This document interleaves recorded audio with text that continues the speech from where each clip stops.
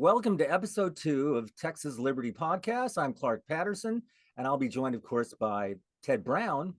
Ted Brown is a longtime liberty activist who takes liberty very seriously.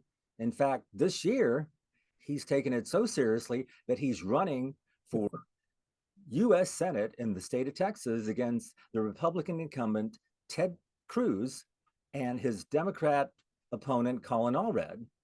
And today we'd like to discuss the recent effort by the U.S. House of Representatives to have TikTok divest itself of any influence from the Chinese government.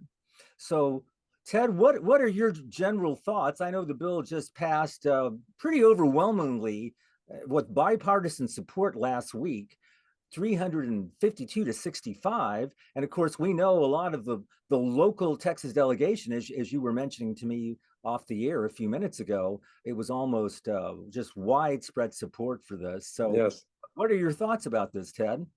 Well, definitely, as the comedian George Carlin once said, bipartisan means that a particularly large deception is being carried out.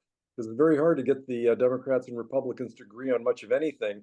But in this case, the House committee unanimously passed this ban on TikTok, and most of Congress, most of the House supported it, including my Democratic opponent, Congressman Colin Allred, and most of the Texas delegation, all but 3 members of the delegation. And I say banning TikTok, that's what they really want to do. But they're giving them the option of having a fire sale, I guess, and selling out to an American company. Basically, what you have is it's a violation of the First Amendment, not the company's First Amendment, but all the users' First Amendment. Half of America uses TikTok. I mean, I'm kind of old. I'm not one of them, but 170 million Americans use TikTok. And in fact, that's one of the main ways that young people in this country communicate with each other.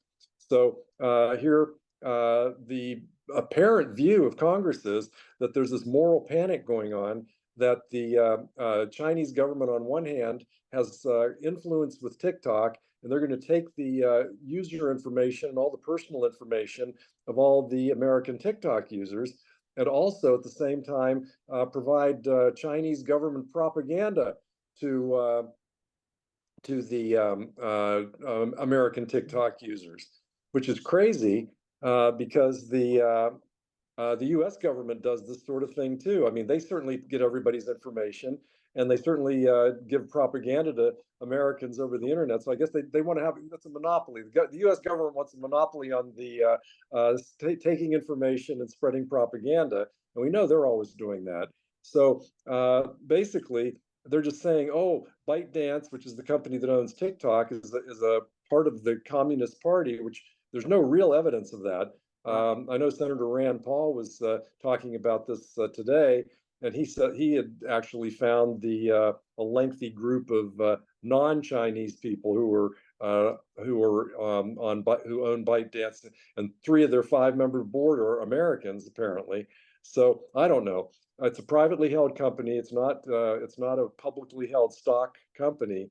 So maybe it's hard to know who owns it. But the point is, even if some Chinese are involved in that, Americans still have the right to use it if they want to, and the government shouldn't be dictating what company, who owns what company. Now, if the U.S. government wants to say no TikTok on U.S. government-owned devices, or if a state government wants to say no TikTok on a state-owned device, that's fine. But this is mostly going to affect rank and file individual Americans who the federal government should not be telling how to use the internet or what internet materials they should be able to receive. Lay off Colin Allred, and Senator Ted Cruz seems to be going in the same direction with this Chinese moral panic in the Senate, and they're probably going to pass the bill. And President Biden already said they were going to sign it. So, and it's not just TikTok. There's parts of this bill that say the president can probably ban other websites and apps if he wants to, if he thinks they're dangerous to national security. It's like a foot in the door of control, and that's what the government does. Well, you had mentioned earlier, Ted, that there's even some talk that Pornhub, in fact, Pornhub is, of course, that's a pornography website, but they're actually deciding they don't even want to be involved in the state of Texas because they see the writing on the wall. Maybe you can elaborate a little bit on that? Well, this is some of the same idea, only at the state level. So the moral panic is that kids might be able to see adult content on the internet. So the supposed solution is that the websites would have to have age verification procedures to know who's using their website. So that would imply that anyone who uses it would have to like show identification of some kind. Now, this violates the First Amendment rights of adults because whenever they start saying, this is for the children, it's going to save the children or whatever, that's usually an indication that the adults' rights are being violated. And that's what happens with these age verification laws in like 7 different states so far. And I'm sure more red states are going to pass it, seeing how successful this has been, driving these sites out of Texas and Utah and Arkansas and a few other states where Montana, I'm not sure about. Yeah, I'm not sure, but the sites have decided not to do business in those states or not to show their content in those states, including Texas, because they don't want to provide the age verification because it would violate the rights of their adult users. So this is actually probably this is gleefully the like Texas Attorney General Ken Paxton is probably saying, yeah, this is exactly what we want. We want these guys to stop providing their product in Texas. And this was a great way of doing it without literally banning them. You're just telling them you have to do this poison pill of having to identify all your users.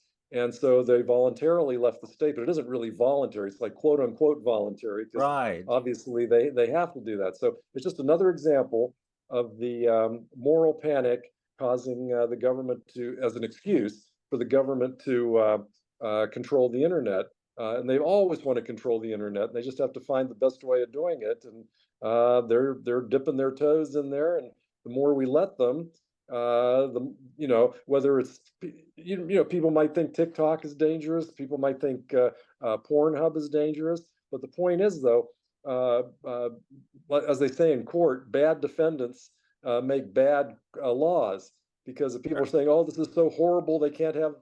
We can't respect their rights or give them their rights. That takes those rights away from all of us who are good law-abiding citizens in the future. So that's why, as a libertarian, I would oppose this effort to tell TikTok how to run their company and any efforts to have age verification laws or any other proof of use on the internet.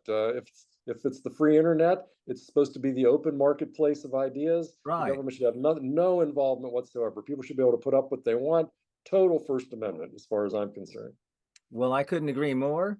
And in fact, I know that last week, after the bill was passed in the House, Thomas Massie, the libertarian-leaning Republican from the state of Kentucky, he posted on X, formerly Twitter, that what this bill would do is basically give the executive branch, the president, the power to actually ban websites.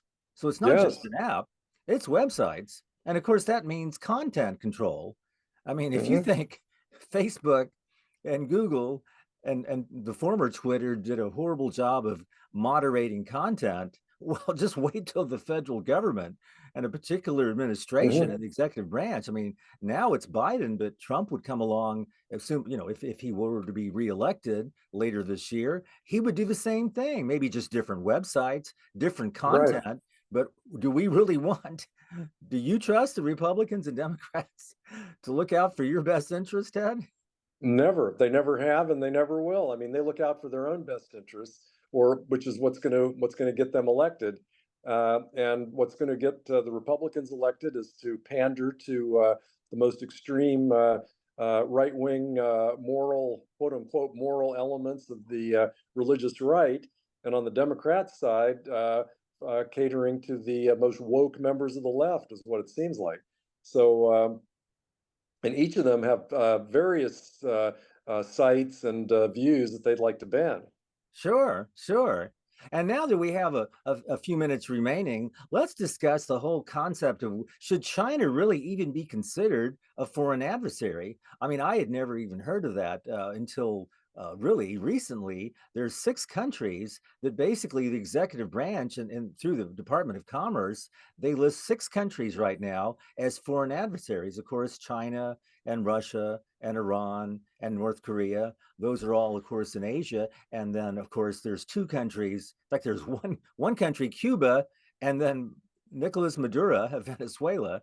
He actually Mhm. has his own spot as a foreign adversary, but this Yeah, seems so arbitrary. You know, when you or I were little boys, Ted, way back, way back. You know, the way back. thing is, yeah, it's been a while, but we were told by our government. You know, China, of course, was communist then too, but they had like their whole economy was an entire basket case, and so on their own, without Yeah. any real prodding by us, they did exactly what all the all the Cold Warriors asked them to do. They became a Mhm. much economically freer nation. And in fact, throughout the last half of the 20th century, literally hundreds of millions of Chinese were lifted out of poverty because essentially the CCP, the Chinese Communist Party, just freed up its economy. Now, I wouldn't want to live under the CCP, and neither would you. Of course, No. we don't like living under the Republicans and Democrats here in America,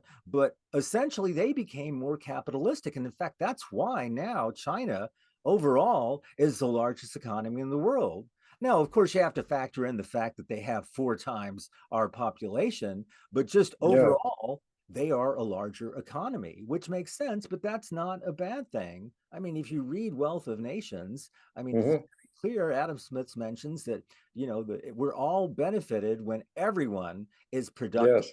and flourishes. And that's essentially what China's doing. And now some of the same voices, or maybe their sons and daughters and grandchildren, are now saying China's a threat because it's an economic powerhouse. I notice you have an iPhone there, Ted. Well, that was assembled by Foxconn, more than likely in China, maybe in Yes. Taiwan. But so I don't understand why. Can you speak a little bit about that? About just the fact that now all these China hawks, they seem to be more prevalent among the Republicans now. But Biden is certainly a huge China hawk. What are your thoughts about that? About how China has become a much more economically free country in the last 50 years, and yet some of the same people are seeing them as a threat. We need to, basically start a Mhm. trade war with China. That's crazy. Yeah. I shop at Walmart almost every week, and it seems like half the products are made in China, but that's not